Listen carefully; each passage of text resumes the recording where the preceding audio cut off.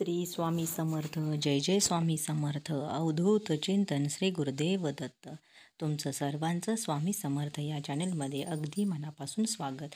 स्वामी महाराज तुमच्या सर्व चांगल्या इच्छा पूर्ण करोत ही स्वामींच्या चरणी प्रार्थना करते आणि आजच्या व्हिडिओला सुरुवात करते. रात्री झोपताना जवळ ठेवू नका या वस्तू, नाहीतर तुम्हाला अनेक अडचणींना सामोरे जावे लागेल. अनेक संकट तुमच्या आयुष्यात येतील. तुमची कधीच प्रगती होणार नाहीत. तर चला मग जाणून घेऊया कोणकोणत्या वस्तू आहेत की ज्या आपण झोपताना आपल्या उशाजवळ ठेवू नयेत. पहिली गोष्ट आहे ती म्हणजे झोपताना कधीही बेडरूममध्ये आरसा नसावा. जर आरसा असेल तर तो तुम्ही व्यवस्थित रात्री झाकून ठेवावा. कारण आरशाचे प्रतिबिंब आपल्यावर पडते आणि त्यामुळे आपल्या घरामध्ये क्लेश वाढतो किंवा भांडणे होतात किंवा आपल्या घरामध्ये दारिद्र्य येते. दुसरी गोष्ट आहे, झोपताना आपल्या उशाजवळ कधीही पाण्यानं भरलेला तांब्या ठेवू नये. कारण काय होतं की आपल्या घरामध्ये जी नकारात्मक ऊर्जा असते तर ती असल्यामुळं ती त्या पाण्यामध्ये खेचली जाते आणि आपल्या घरामध्ये जास्तीत जास्त दारिद्र्य येऊ लागते. तिसरी गोष्ट आहे ती म्हणजे तुम्ही काही जणांना सवय असते संध्याकाळी झोपताना पुस्तकं वाचणे आणि मग झोपणे, आणि झोपताना आपण ती पुस्तकं तशीच ठेवतो किंवा उशीखाली ठेवतो किंवा काही वेळेला आपण बेडवर ठेवतो. तर अशी पुस्तकंसुद्धा ठेवू नयेत.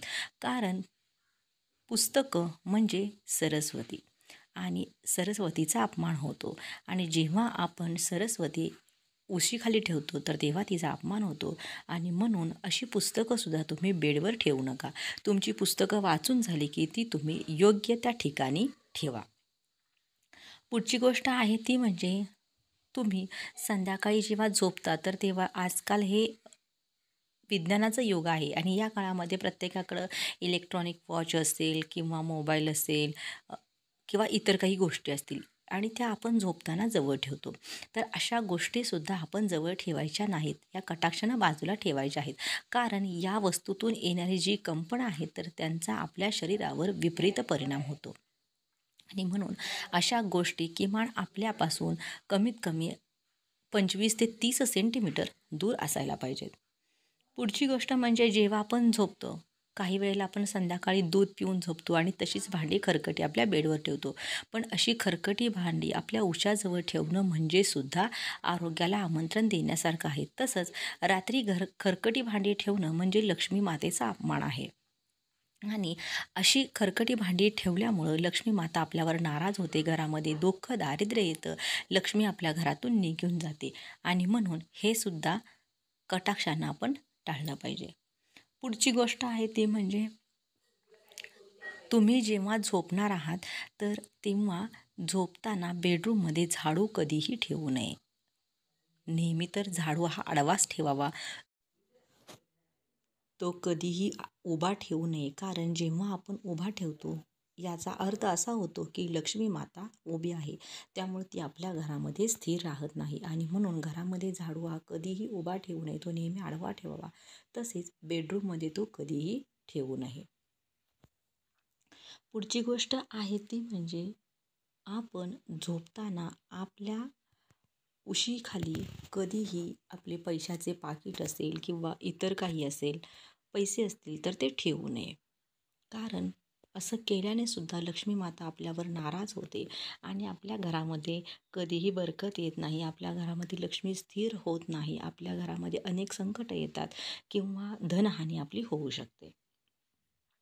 पुढची गोष्ट आहे ती म्हणजे आपल्याला सवय असते की दिवसभर आपण दागिने परिधान करतो, मग ते सोन्याचे असतील किंवा चांदीचे असतील किंवा इतर कुठलेही असतील, आणि रात्री झोपताना असे दागिने आपण आपल्या उशीखाली ठेवतो. त्यामुळं जेव्हा आपण दागिने उशीखाली ठेवतो तेव्हा त्याच्यामध्ये नकारात्मक शक्ती असते आणि ही नकारात्मक शक्ती आपल्या घरामध्ये जास्त होते आणि त्यामुळे आपली कोणतीही कामं होत नाहीत. आणि म्हणून दागिने किंवा इतर कोणत्याही अलंकार आपण उशीखाली ठेवू नये. पुढची वस्तू आहे ती म्हणजे आपण कोणतीही चावी असेल किंवा किल्ल्या असतील तर त्या उशीखाली ठेवू नयेत. यानं सुद्धा आपली जी काही नकारात्मक शक्ती आहे ही वाढीस लागते आणि आपल्या घरातील सकारात्मक शक्ती निघून जाते किंवा संपते आणि नकारात्मक जास्तीत जास्त वस्तू येते. तसेच आपल्या बेडवर कधीही फाटक्या किंवा तुटलेल्या वस्तू किंवा जे काही फाटलेले खराब झालेले कपडे आहेत हे कधीही आपल्या बेडरूममध्ये ठेवू नयेत. ते नेहमी बाथरूममध्ये किंवा शक्यतो असे कपडे फेकून द्यावे. यामुळं सुद्धा घरामध्ये नकारात्मक शक्ती साचून राहते आणि आपल्या घराची प्रगती होत नाही किंवा आपली प्रगती होत नाही किंवा आपल्याला अनेक संकटं येतच राहतात. तर हे उपाय तुम्हाला कसे वाटले ते नक्की कमेंट करा. जर तुम्हाला व्हिडिओ आवडला असेल तर व्हिडिओला लाईक करा, शेअर करा. कमेंटमध्ये श्री स्वामी समर्थ लिहायला विसरू नका. बोला श्री स्वामी समर्थ. जय जय स्वामी समर्थ. अवधूत चिंतन श्री गुरुदेव दत्त.